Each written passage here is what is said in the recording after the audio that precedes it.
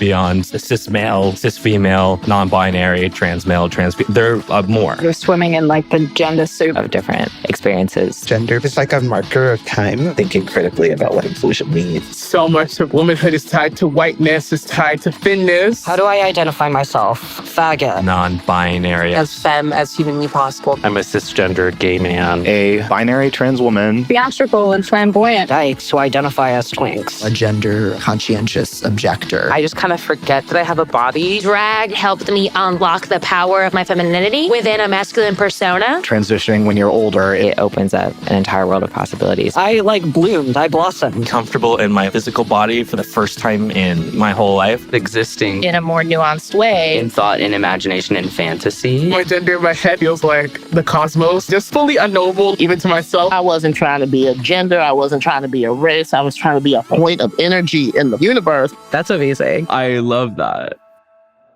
Ali, how are you feeling? How are you doing? Has life been lifing harder than it's ever lifed before? Like, yes. Each week is 60 days. no, exactly. Yeah. You did kind of a big thing recently. Yes. You performed at Madison Square Garden. Yeah, we performed Dungeons and Dragons at Madison Square Garden. My life is a glitch in the Matrix. How did you explain that to your parents? Well, your parents must know that you do D&D, but like, did you tell them? My parents came, a ton of my family from upstate New York, all took the train down, and my uncle got them all free rides because he worked on the train. Oh, he worked period. on Metro North for years. Okay, King. So I was like, okay. I'm getting all these photos being like, we're riding for free. And I'm like, that's my family. It's like you have to let people know when you're getting a deal. It's like, this is for free. And this is how we bond, is what did you get for free? Exactly. Oh, that's amazing. Yeah, it was really beautiful. It was so cool to see everyone. It did feel like I was getting married or something because it was like, your big day. And it was like so much energy. And then I completely collapsed the second day and had to like just stay in bed for a full day because I was just like, wow, all the adrenaline is leaving my body. Like, this is crazy. Right. Oh, I wish I had gone so I can like like finally understand what you do. But I saw it on people's stories. Like, I saw like flames and like this crazy stage. And I'm like, oh my fucking God. So many friends came who had no access point at all. You would have been in good company. Like, Halo came. Like, some of my friends posted, like, I have no idea what happened tonight, but I had a blast. I literally don't know what's going on. I have no idea what happened here. Wait, okay. Were you nervous? It's like a pretty big crowd. I was. Yeah, I had this thing with my partner where I was like, I swallowed this bagel wrong. This is the day before. I was like, I swallowed a bagel wrong. It got stuck in my throat for a second, and now I can't eat. And like, that's what's going on with me. And she was like, there's like a lump in my throat. Yeah, I was like, it's the bagel. And she's like, that does sound like anxiety. And I was like, oh, oh, thank you for being a beautiful mirror. So yeah, I was just like crazy anxious, but my brain was like denying it. I was like, it's fine. This is like, it's going to be really large scale, but literally it's just another show. And then my body was like, no, bitch. Like, this is big. scary. Well, your brain kind of has to do that to like cope. Yes. It has to be like, because if your brain is like, this is a big deal, it's like over. You have to be like, this actually doesn't matter at all. And it's completely fine, you know? Yeah. I feel like I do like public speaking stuff so much that I think it will never hit me, but you never know. Like, you could just be nervous, like seriously out of nowhere. Totally. Are you good at public speaking? I am really good at public speaking. That's I just right. think it is one of my strengths. I just like, I do it a lot. And like, I do feel like the veil between like public speaking and radio is very thin. Like you know what I mean? Like, I think about speech and like how I'm like conveying things a lot. Totally. But I will say, I mean, I used to do like violin when I was a kid. I did like swim team. And so like whenever I had a meet or like a performance, so, like I have been used to like doing like nerve-wracking things, but like clockwork when I was a kid, and it still happens, like right before like a violin recital, I take like a waist slimming shit. I take the most like waist slimming And it happened. I did like a little talk at NYU yesterday. I was gonna ask, how was it? Like clockwork, waist slimming shit. And I felt so bad because like I was like, okay, I'm gonna take this waist slimming shit. It's gonna like it's a little awkward, but it's fine. Someone's waiting for me right out. Like someone's waiting for the bathroom right outside. And I was like, I'm so fucking sorry. Like, oh my God. To make the longest eye contact of your lived life with the person. I was like, girl, I'm so sorry. Yeah. It's just like, it is your body, right? Because I'm not nervous, but like my body is immediately like, expel. Totally. Like we need to let everything go. Like, we need to be like light on our feet so we can drop sprint. and run. Yeah, exactly. We gotta unload. Oh my God. That's so. But do you feel good about it? How did it go? Oh my God, it was amazing. It was actually two folks who are graduate students at NYU, and they went to the Gender Spiral live show, and like they messaged me and were like, would you like to come to NYU? And it's like the sound studies working group, like a post-colonial studies working group, and a gender and sexuality working group. It was amazing. It was like a group of a dozen or so people, and we just like talked about sound and radio, and we talked for like 2 hours, and it was so lovely. So shout out to everyone who was there. Shout out to like Lily who like organized it. Yeah, it was very, very cute. It was lovely. So oh my God, the purity. I feel like this is kind of perfect to talk about because this is the end of our second season. Do you feel like you've talked to people about the project? Like I was working with someone who's a gender affirming doctor, and they said that they send in the medical portal our episode with Dr. Crystal Beal. Oh my God. To people like as like medical advice. Whoa. And they were just like, this is a great primer. This is a great place to start. And I was like, wait, we've made a resource. Wait, that's amazing.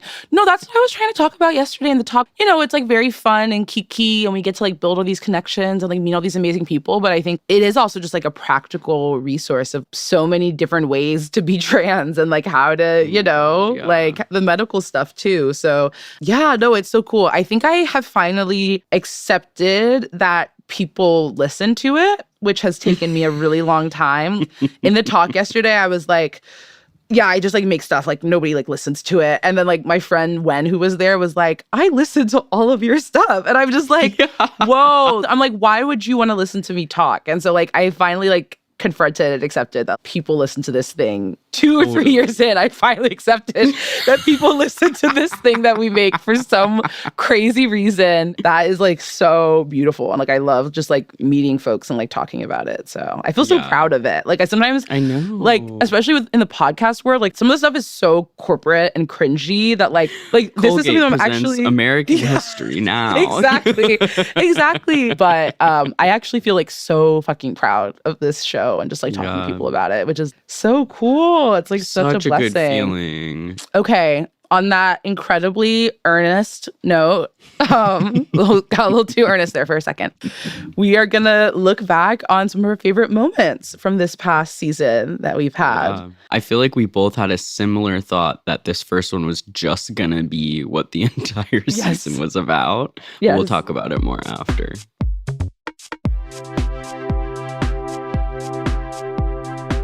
I found this like very cute, queer, Black, and like trans church. Wow. And I be in there every Sunday now, and there's so many Black trans elders. And it's the first time that I've been around that many Black trans women that were grown for real. Yes. Like I be around other Black trans women, but they my age and we all dumb in the club talk about boys. You know what I mean? Right. I'm in church with older bitches that's talking about God. And I'm like, oh, I didn't know that this was like possible. Wow. Yeah, they have like a really, really deep impact on me. I appreciate Christian church so much more now after African religion, after becoming a crown priest. Like now I get it. Now I'm like, bitch, my ancestors get lit in here. Like I know my egun love when I go to church. I know when I'm walking around my house cleaning and I'm singing gospel songs, and I know they love that shit. I know they eat that shit up. But I also think I'm able to receive it more now because I'm engaged with my egun and because I'm engaged with my ancestors. So now I'm able to be like, oh, y'all getting free how I get free. I was just talking to my brother about Christianity. He's Christian. And then we always get into the topic of aliens. And we were talking about Jesus Christ. I know. And yeah, I was like, well, I think he got killed because he was a witch. and probably Palestinian. And if anybody is like born a peasant, is giving power to the lowest class of people, performing miracles, what do people do to them? You kill them. That's like what power does, or the recognition of power. And then my brother was like, and he was probably an alien because humans can't do that stuff. I was like very anti-Jesus. I was raised Christian. I was anti all that stuff. And I had to get away from the church to get into my spirituality and then also research the ways in which Christianity has like colonized my people specifically and all the cultures I come from. And I think spirituality is like it's a real need. It's like needing family. And it is a life source. It's a life source. It truly, I still don't know what it is, but I'm like, there's something, it might be aliens. My brother might be right. It might be aliens. My spirituality and my gender definitely talk to one another. I mean, trans people are literally angels. We are all divine. And I found that even my transness and like desire to medically transition like actually came from divine intervention. Like it felt like a spirit was whispering in my ear that there was a new threshold for me to cross within. Like it, like me starting T didn't even feel like a conscious decision. It like was something that awoke me in the night that was a quest that I had to follow. It was just God telling me that there was a new me that I was going to meet on the other side of this decision. So I had to just walk through the portal and find myself there. And when I think about like all the old versions of myself, like that's God too, and every part of me that brought me to who I am today. And I don't know, trans people, like we live with our past, present, and our future all kind of integrated into one another where, you know what I mean? It's so collapsed where when you're making these decisions or like, you know, injecting whatever you're injecting, or if you're just musing on what your gender is and how you want that to continue to manifest, like that is a promise that your present self is going to make so that your future continues to be aligned, that like cis people just aren't thinking about in that way.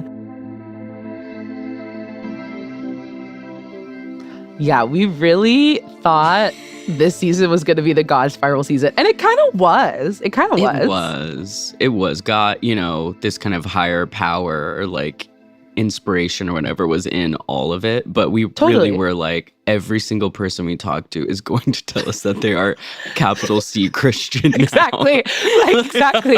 Like Jesus Christ. Like every single person is going to talk about like Jesus and like, yeah, exactly. Which wasn't exactly the vibe, but the people that we interviewed who were like so grounded in themselves do have some kind of connection to like some greater power. And that doesn't have to be like capital G God, but like something is there. And it's very inspiring. Like I'm like, oh, I think I want that actually. I think we've talked about how we both kind of want that actually. Totally. It feels like some people, if there's just some serious like emotional maturity going on.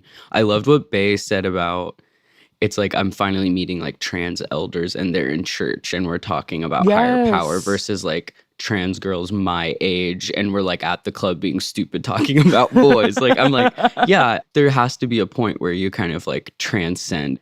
It feels a little like you're fighting to get this like self-expression that you want. And Clem's like, God? yeah, Clem's like, I love God. But like once you get there, you enjoy it and you're just kind of like silly stupid for a while and you're like, I'm working out, I'm doing push-pull legs and this is all I'm talking about. And then you're like, oh yeah, God. Yeah, exactly. Like you're like, oh, there's something else here. Someone's entered the chat.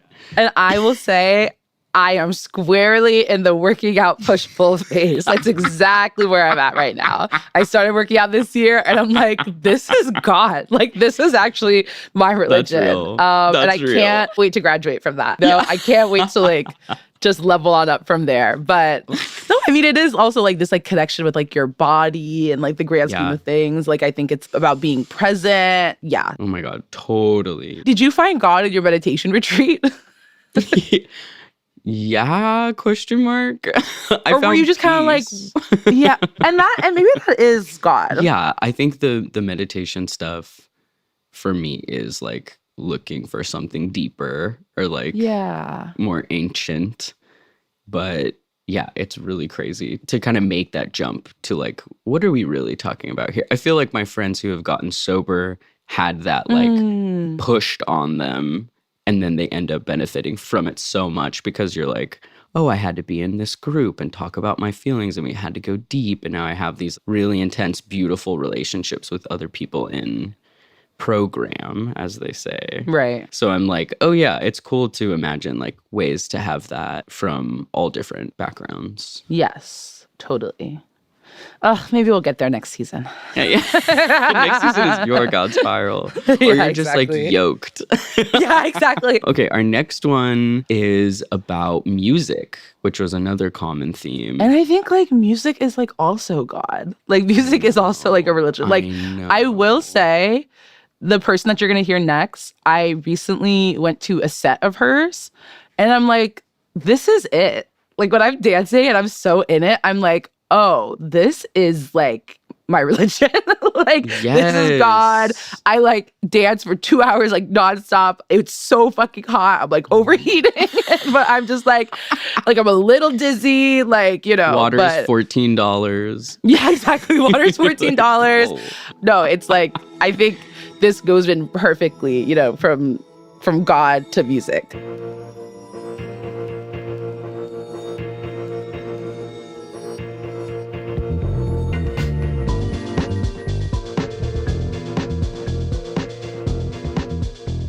In a lot of dance music spaces, trans people were just there, you know? I think dance music has just always been a space for queer people in general, so it just kind of felt natural. I don't know. I also think that like my music itself, during a lot of it, was speaking to like gender identity and stuff, like what samples I would choose to sample, and like even like what I was naming EPs and stuff like that. Wow. Where I was like maybe trying to come out through music at a certain point, and then once I was out, I was like, everything is like about how I'm out, which I think a lot of trans people do and like queer people do in general. It's like maybe even kind of cringy.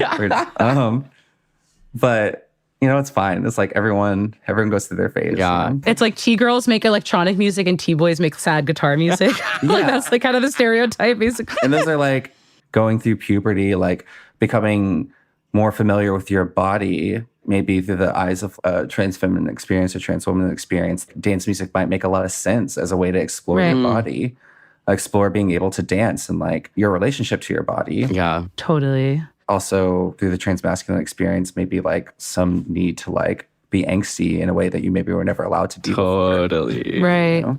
The project is structured, you know, basically as this kind of concept record, which charts the journey of a spirit that is born and then kind of experiences pain and trauma, but eventually works through that pain and that trauma to come to a state of awakening, acceptance, and ultimately a state of perpetual reinvention, a la the song Ever New by Beverly Glenn Copeland. It's obviously the trans experience, but I think it's a universal human experience, especially for most of us who are conditioned in this binary system we have to exist in. Our life is like a series of awakenings, right? Of new possibilities within ourselves outside of what's been laid in front of us. And that's what Transa is trying to demonstrate, that, you know, all of our journeys look a little different, but we all, from birth, our parents are trying to tell us to be one type of way. The person on TV, the president, your school teacher, they all are trying to put you into this box, a very marketable box. And we all have to like sort of survive through that.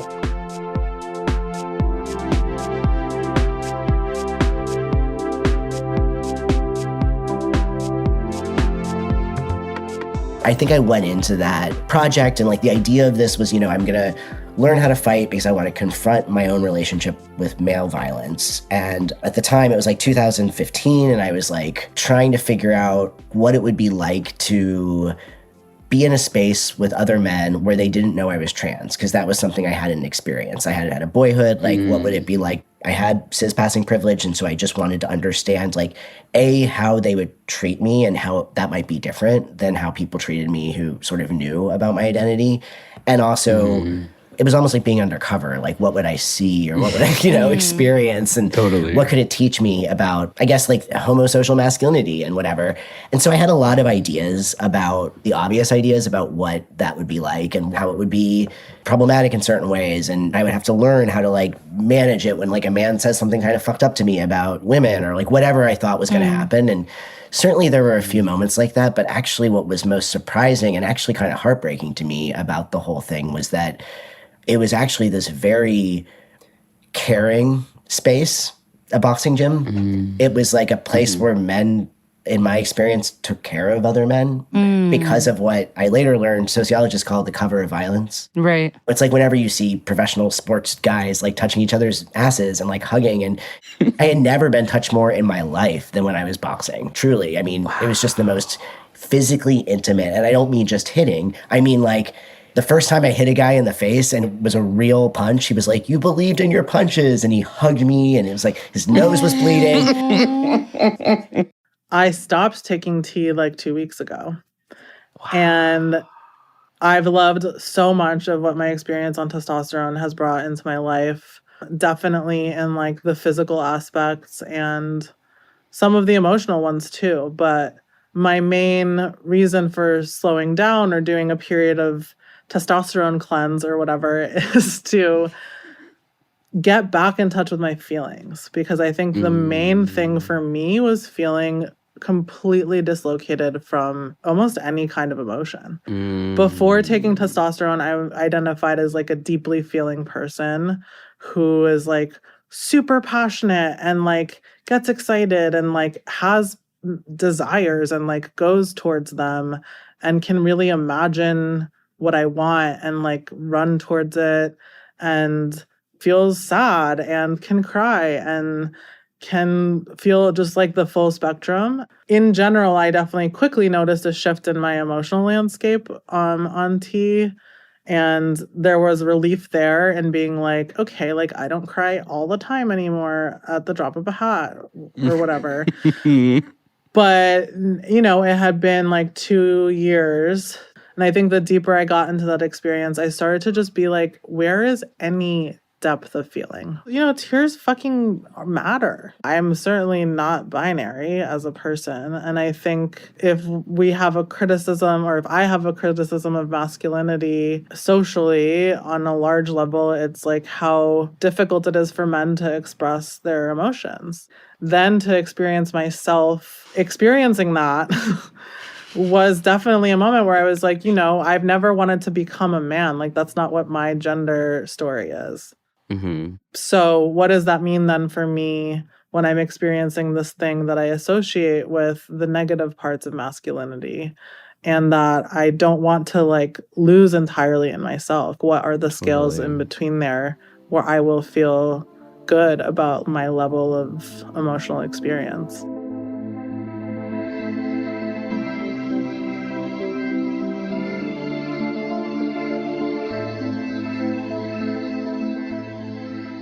Okay, this, I think, was the original idea of the whole podcast. Yes. It was like, what's up with toxic masculinity? What does a trans masc perspective have to say about that? Totally. I loved these episodes. Oh, me too. No, literally, like, this was what the show was about, especially when, like, I did think I was trans masc, which, like, I'm just not anymore. I loved what Thomas was talking about, of just kind of confirming also that like men are gay. Like men are really gay. Yes.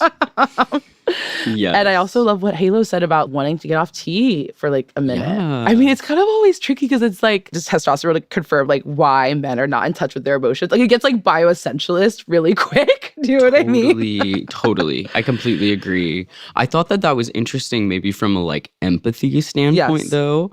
Of being like, I'm this trans person. I have a lot of critiques about men and specifically like my male friends who can't share their emotions. Then I go on T and I'm like, I can't cry. Yeah, like, okay, like I get it, like, actually. Yeah. Okay. Maybe something's afoot. Right. Maybe something's happening here. Yeah, I thought that was And you really still need to work through it. And you still need to work through that shit. Through You it. need to work through that You shit. need to use your words. It doesn't have to be tearful. Exactly. No, I do love the idea of these gender spies where they're kind of like, with like Thomas, where it's like kind of anthropological, where it's like, okay, I actually kind of get where dudes are coming from a little more, or like, and actually like there are these really like sweet, like boxing actually was this kind of like sweet space where like dudes could be just like affectionate like with each other. Totally. And you think about like young kids and they're like hugging each other and touching each other. And then there's just this like sharp drop off where it's like boys don't touch each other.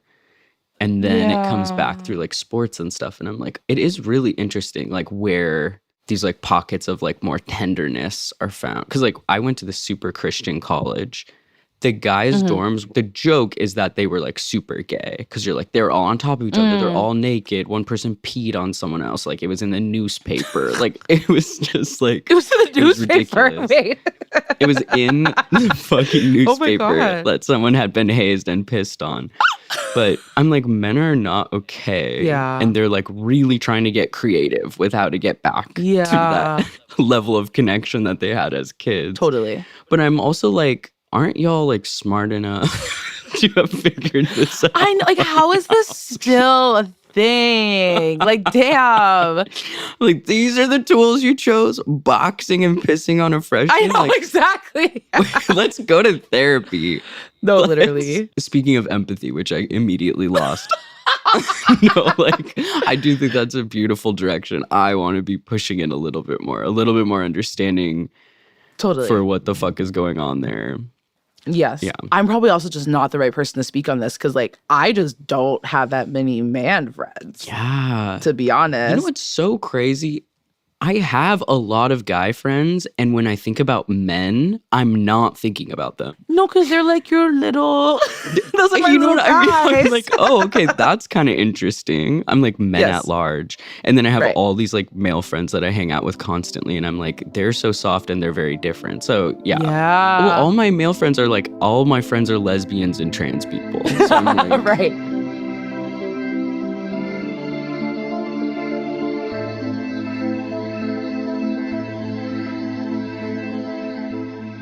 when you were like beginning to transition, were there any kind of like gender role models or like fashion style, or like was there anybody that was your ideal or someone that you kept coming back to as like inspo? Yeah, kind of. But I feel like all of the stuff that I liked was like kind of masculine, where it was like, oh, I love Scully on X-Files, or I love Aaliyah, or I love like Sade in the 90s. And it's like, okay, well, those women are wearing like giant slacks. Yes. And like, and button-down shirts. And so it would be like, okay, well, I wear this early in my transition and it's not giving what I wanted to get. I went so in the opposite direction where I was like trying to wear as much like feminine stuff as possible. I only wore heels for like 2 years or something. Whoa. You know what I mean? But I now have just kind of started to fall back into this thing where like, look, I'm like a lesbian, basically.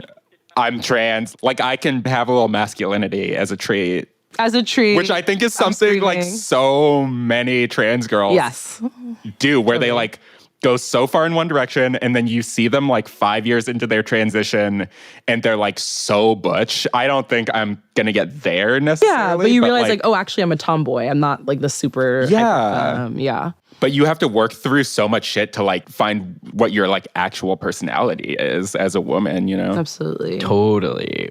I think I've always been fluid. Like I, as a child, kind of refused to wear like femme clothing. Like, for example, my dad works for Russell Simmons, unfortunately, but like I had a never ending supply of baby fat and he would send it by the box. And I refused to wear any of it because I was like, I can't fuck with rhinestones. I don't like logos. I need shorts and a t-shirt from Sears. Yeah. Like, I need to be a sim in the universe. Like, after I went through that phase, I was like, okay, now I just want to wear like jet rag, like big t-shirts and like shorts and hoodies. And then I was like, oh, I'm indie. Like I'm wearing floral dresses. And grandfather shoes. Like it's just like so many things, like and so many ways I've expressed myself through these. And then like it kind of just all turned into this one like monster lately where I was like sometimes hyper feminine, like from the rave American Apparel. And then sometimes I'm just like in like slacks and a hoodie. And that's how I prefer to be seen. I think I'm still like that. But like, it's interesting to like go from, oh, like I'm a Black femme. And I think to a level of how I feel like some older dykes will not claim non-binariness or maskness as a political stance. Like, no, I'm a she, her, down boots. Like that's kind of in the way that I like will continue to claim Black femininity. Yes. As like, it's my political stance, like that I am Black femme because I need to protect other Black femmes as well. I guess in your mind, like what exactly is a queer haircut? I feel like right now the mullet is kind of like a universal queer cut, but what do you think is like a queer haircut? I mean, I don't think you'd be that surprised to know that I don't really think that there is a queer haircut. It's whatever fucking haircut you're wearing if you're queer, and you should focus on just living your best queer life. When people come in and they're like, I just want to look gayer, it's like, okay, let's unpack that. Right. You know, what does that mean for you? I think that also people want haircuts that make them feel aligned with their gender feelings of that time. And all those things are so specific. If they mean they want a more masculine haircut or more feminine haircut or whatever it is that they mean, like show me some pictures because that's a gay boy, you know, that's a twink or whatever that you're showing me a photo of and being like a more masculine hair. So I'm kind of okay, just show me like what that means to you. Troy like, you want to look like a gay. I'm like, you want to look like a Victorian vampire? Okay, that's where we can go there. And is that queer? Sure.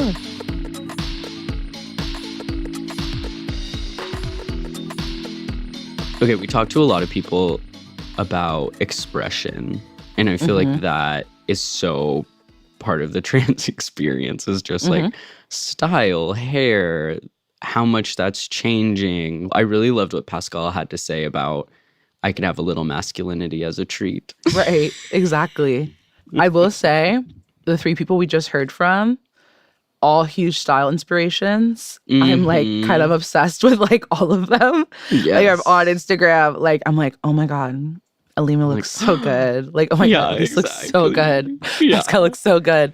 Yeah, I relate so heavily to what Alima especially said about like being a Black femme and Black femininity. Because like, I think I've talked about that where like, again, when I thought I was trans masc, part of that is just like, oh, I'm gender variant in some way. That means I need to like reject what I am now, which is like feminine, right? And I think we've talked about, you know, how like sometimes trans mass folks like do feel that pressure to like completely reject femininity, for example. But it's like, no, again, like these things are actually like still really important to me. And I feel like I'm just in the exact same place where I'm like, yeah, some days it's giving really boxy, big shirts and sweaters, but sometimes I'm going to wear like a little skirt. Yeah. You know, that doesn't like negate anything or whatever. Yeah, totally. Back to like the just feeling of freedom thing is like such a cool part about expanding your mind in this like trans way where it's like, oh, I'm just going to wear what feels right in the moment. And so, yeah, it's fun to talk about stuff that can change pretty rapidly, like hair or clothes. And that can maybe really keep up with your sense of like exploration and freedom. Totally. I'm really into clothes. I think a lot about clothes. I am not shopping right now. And it's been so good. You just have to get so much more creative when you're not buying a bunch of shit. Yeah, totally. Or like, I think that that's like just a compulsion of mine. Like I'm just like on eBay constantly. Yes. And I was trying to do that It's eBay as well. for me too. It's eBay for me too. Yeah, I don't know. There's some like joy in that, but it's nice to be able to pump the brakes for yourself and just be like, okay, how about I just enjoy what I have for a little Yeah. bit? Or to prove that to yourself that like you can also. Like I think part of this is proving myself like I can do this. I can This is your dry January. No, it literally is. But I'm trying to still get dressed every day and yeah, you have to get more creative. Like I'm excited. Like the next set of braids I'm getting, because I think Alys and I talked about like braids also. I'm getting like blonde, like bust down to my ass, like full length braids. And I'm so excited because I'm like, oh my God, that changes my look so much without having to buy clothes. And then I can tap into that vibe, which is a completely different vibe. And I'm just like, hell yes. Expression is actually so fun. Getting dressed is so fun. Good. Alys actually cut my hair before MSG. Are you serious? I was gonna say I loved your haircut. Thank you. Yeah. It looks really good. It was really fun to talk and get to chat and be like, oh, it's you from my Zoom screen. What was the inspiration for your haircut? It's like giving little lad, in the best way possible. Do you know what I mean? It's really good. I tried to just go a little bit more extreme than I normally would, just as oh, we're doing this special show. Yes. And so the sides are actually totally shaved. It's good. And it goes down in a mohawk kind of. It's a mullet, but a little bit more dirt bag. Yes. I love it. Yeah, they were really fun to collab with. You know what I really loved about what they had to say was, I feel like they highlighted this false binary that I feel like trans people also fall into, where we're like, this is masc, this is femme. And they just made it so much more detailed. They're like, let's get into the details. That's where it's actually fun. Do you want to look like a Victorian vampire? Are we calling that masc or femme? Let's get rid of these binary terms and get creative. They're kind of cop-outs a little bit, in a way. Totally. I just want to look masc, I want to look femme. And they were just okay, but actually, what do you mean? Yes. Can you actually tell me what you want? And why do you want it? And let's unpack that a little bit, I love that. That feels like the whole assignment of being gender expansive, of being let's not rest on these kind of big clunky generalizations and let's get specific.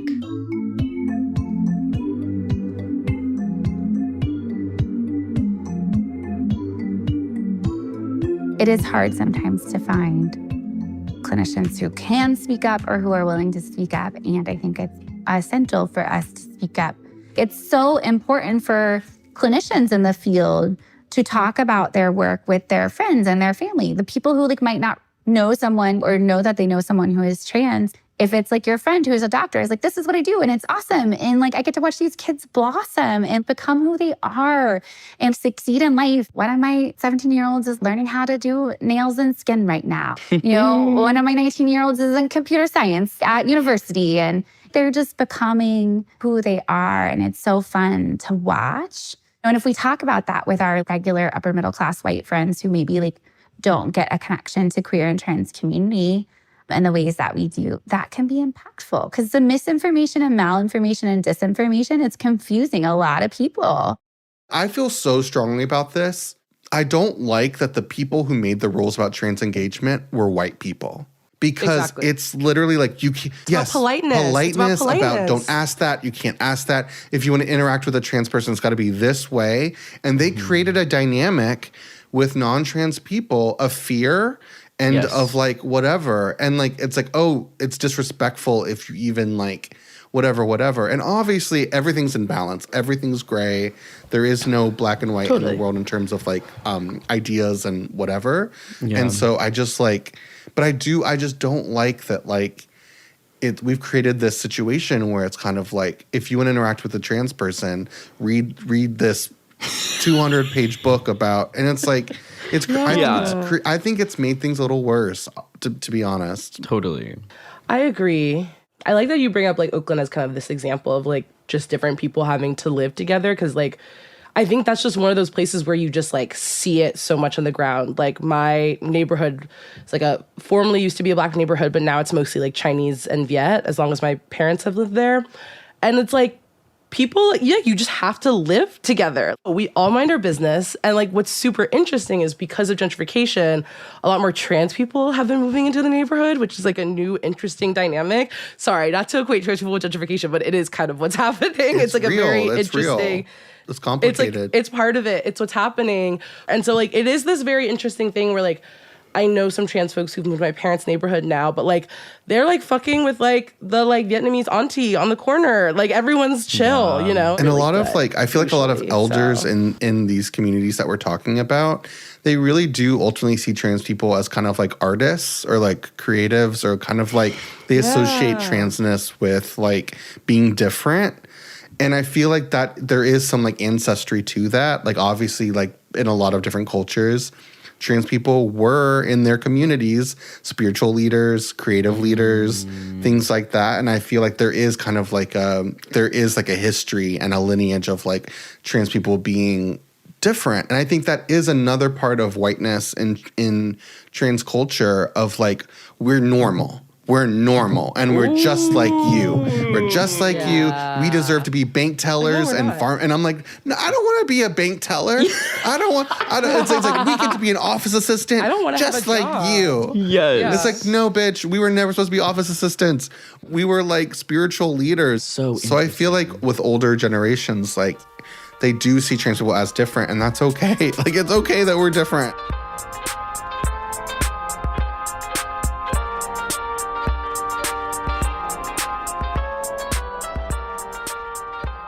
What I really liked about Nori's thing at the end that I think about so much is bridge building and like collective power and all of that stuff, and like how important it will be for us to not be so precious about someone getting your pronouns wrong. Totally. When you're at a neighborhood council meeting and you're talking to some guy and you're both like really working on like rent freezes, but you're like, oh, this person is going to say something I find very problematic, but how do we build those bridges and see some of this like literacy as like access and like privilege, that we have all of this knowledge and people aren't going to get it right away.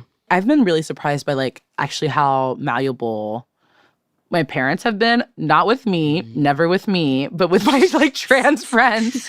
Like at one point my mom was like sheathing like interchangeably like the boots down of like one of my friends. So it's like, I think if you were just normal and nice to people, people are also just gonna be like, oh, this is that person that I like. And they also just like happen to be trans. Totally. And it's happening. And so I think like I talked in that clip with Nori about like, I totally see that in like my parents' neighborhood back home. And it's like, it's happening. Totally. Different types of folks are living together, and it will continue happening, and it's always happened.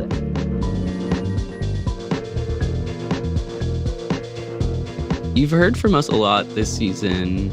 In our recap end of season 2 episode, we wanted to like set aside a chunk of time to hear from the listeners, from you. We asked the question, what does queer media mean to you? Or what are your thoughts on current day queer media? And this is what you had to say. Hi, Gender Spiral. Hello. Hi. Kia ora, Papi and Beardsley. Hi, Ali and Babette. Long-time listener, first-time caller. Is this thing on? My name is Blake. Gail. Max. Johanna. I'm Charlie from Aotearoa, New Zealand. Jay. Nick. Gabby. Shelby. Tex. Jorge. Gwen. My pronouns are they, them, they, he. I use she, him pronouns. Any pronouns. I identify as A gender. A sad Aries. gender fluid and a lesbian. 47 and non-binary. Virgo. Cancer Sun, Pisces Rising, and Taurus Moon. You asked what queer media means to me.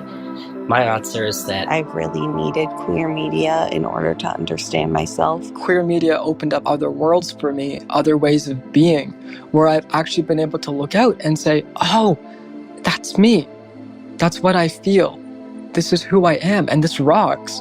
Trans and queer voices in media are so important. I've spent so much of my life watching non-queer media and making it queer in my head. It will never not excite me to see open queerness in media. It gives us imagery and language outside the confines of cis heteronormativity. Queer people making queer media is the way I've learned about myself. Queer media is incredibly important because I love pissing off cis het people with my own existence and the beautiful, messy existence of other queer people. Queer media is such a breath of fresh air in such a smog-covered world. the creation of queer media is our fight against other narratives.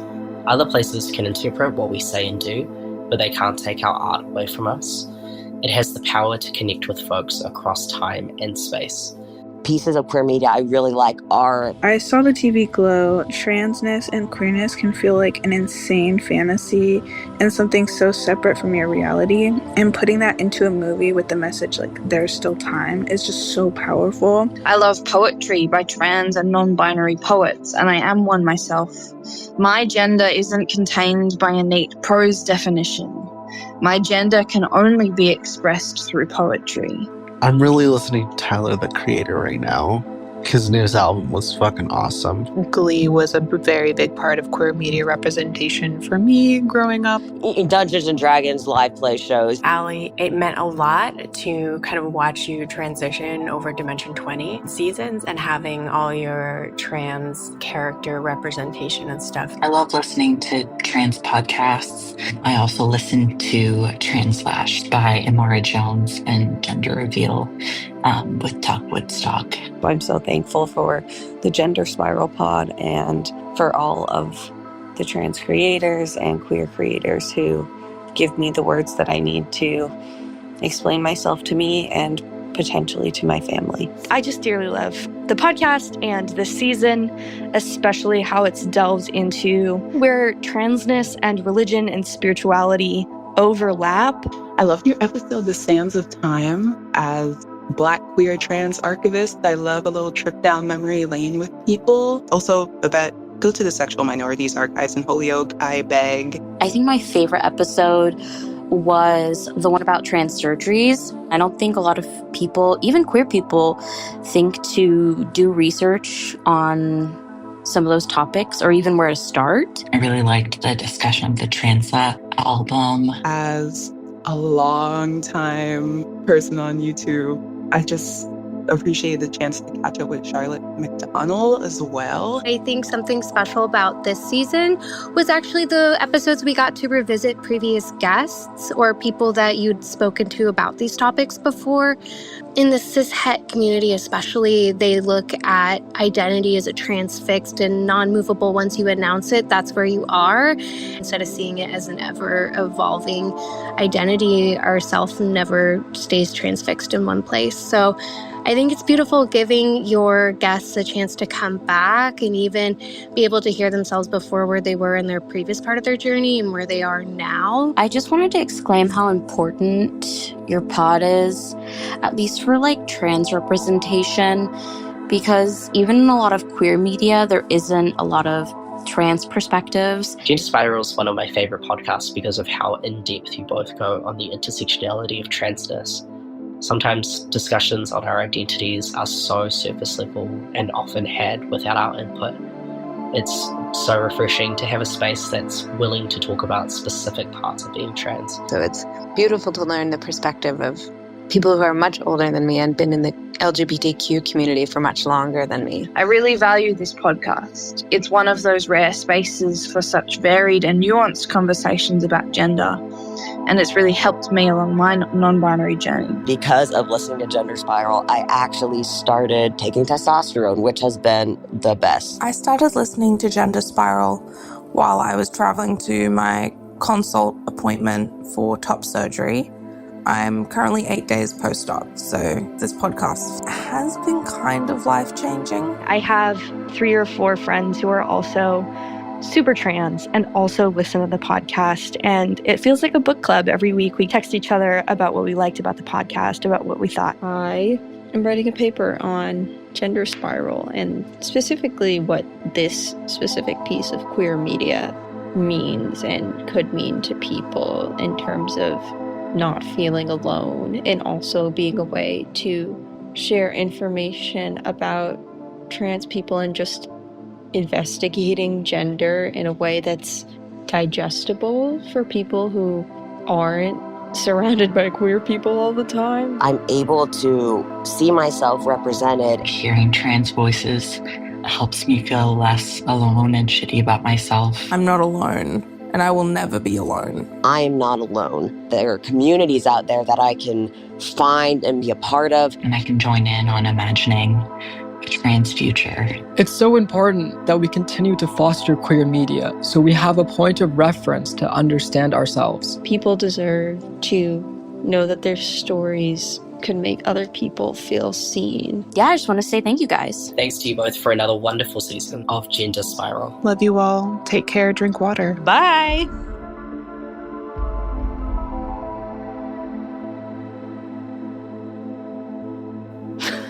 Are you crying? Yeah. Yeah. It was so beautiful. Thank you so much to everyone who called in with a voicemail this season. Yeah. Ali and I are like here, like misty-eyed and tearful because we just appreciate you guys so much. And like I said, it feels still shocking to me that like people listen to this. Yeah. And it just like means so much to hear from you all. So thank you.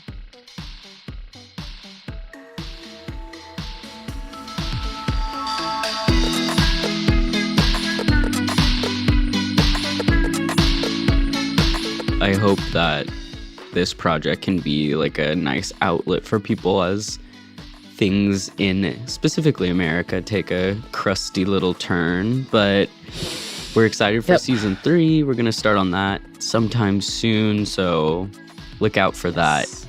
Thanks for listening to season 2. And a special thanks to every single one of our guests from this season. Like Ali said, we'll be back in a couple months with new episodes. But until then, be sure to keep an eye out for bonus content on our feed and on our Patreon, and maybe even some special announcements. Ooh, merch. Midwest live That's show. Right. Yeah. Stay tuned.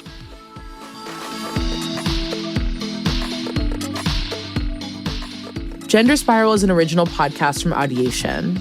This episode was mixed by Matt Noble, and music is composed by CMD plus Jasmine, courtesy of Molten Heart, with art by Joey Hahn and graphics by Michael Tyrone Delaney. The show is executive produced by Ireland Meacham, myself, Babette Thomas, my co-host, Ali Beardsley, and Sandy Smullins, with additional story editing from Susie Armitage.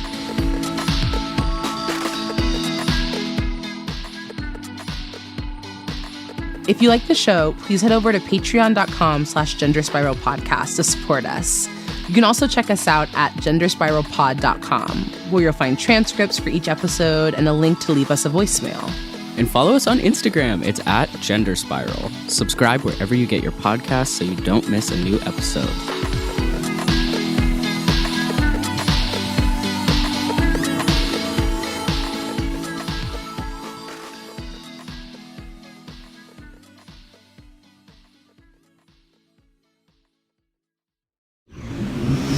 Audiation.